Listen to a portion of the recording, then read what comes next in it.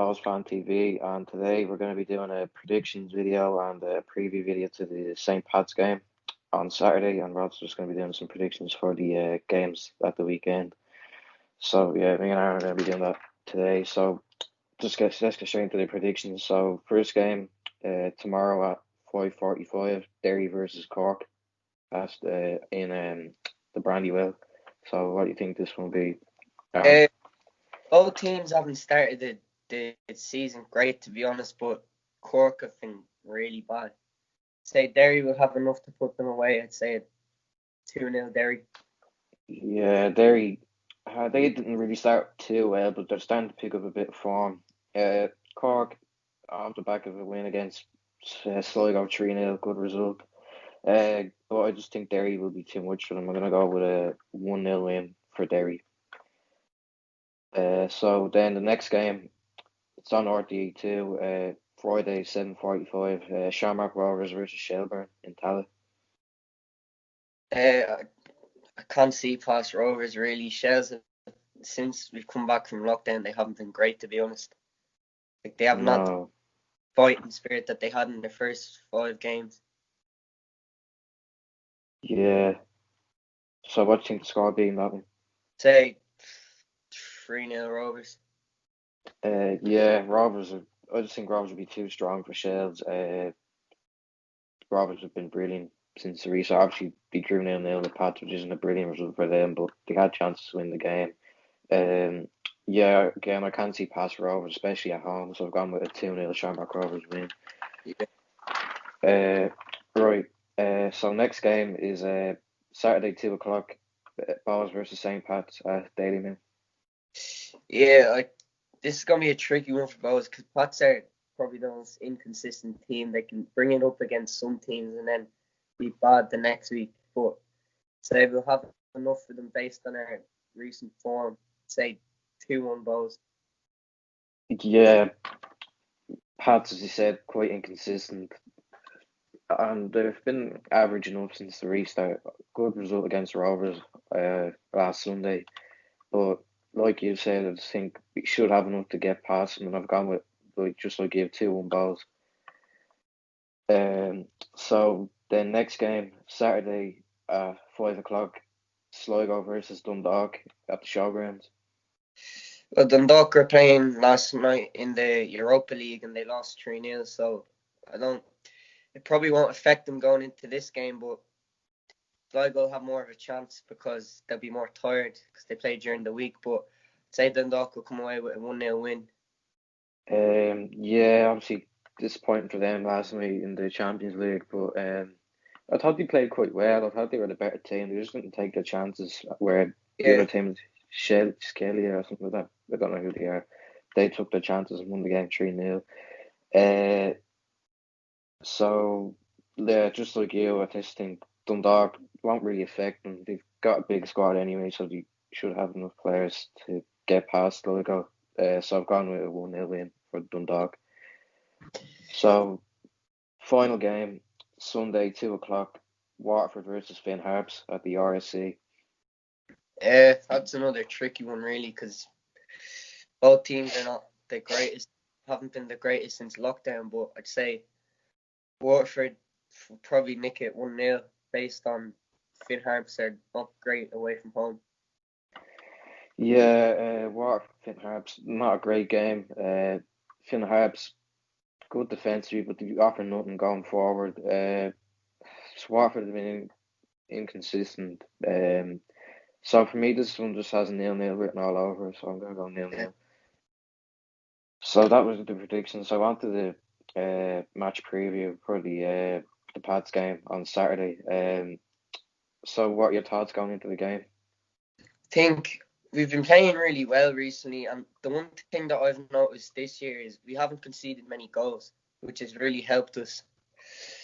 But yeah, this is a bit of a tricky one because Potts is always a difficult game. But I'd say we'd probably nick it. Like you don't even. Yeah, Pats slightly they can be inconsistent. You know, they can turn up in some games, they don't in others.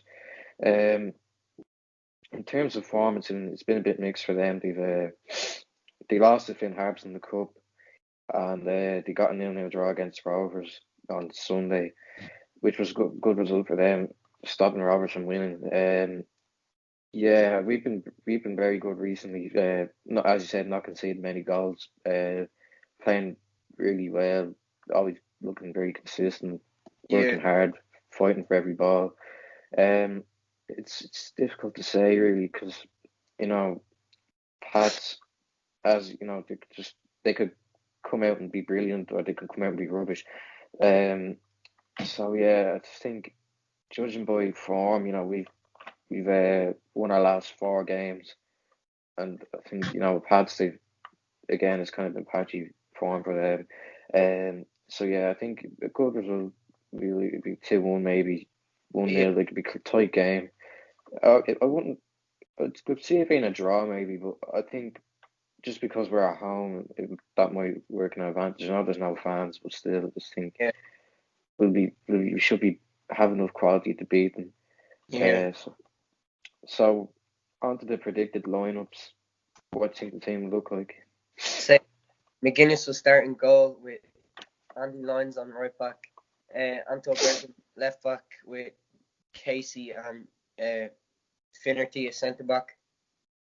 Then midfielder go JJ Lunny, Keith Buckley. Then our centre attacking midfielder Pete Ward, Chris Twardek on the right, Danny Grant on the left, and Andre Roy through the middle. Yeah, I think I'm gonna go with a. So I'm gonna go McGuinness and goal.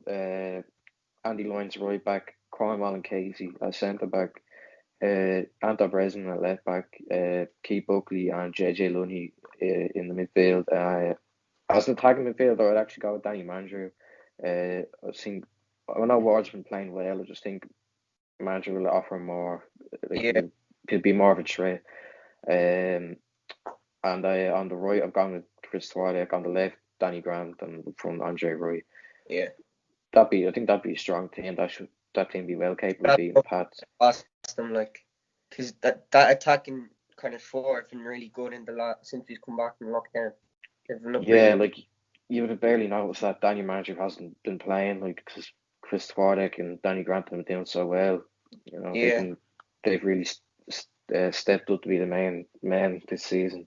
even Um, Ray has improved this game really well. Like I've been really impressed with him over the last few weeks. yeah, he's managing to keep Dinny out of the team, and Cornwall and Casey have been really good at centre back as well, and Anton Brereton's been playing well too. Uh, Keeping Paddy Kirk out of the team. I know he's been injured recently, but I think he deserves to be starting most games over Paddy Kirk, judging Yeah, by the form he's in. yeah, he's really. Um, yeah, and Danny Manager, yeah, he's been injured recently.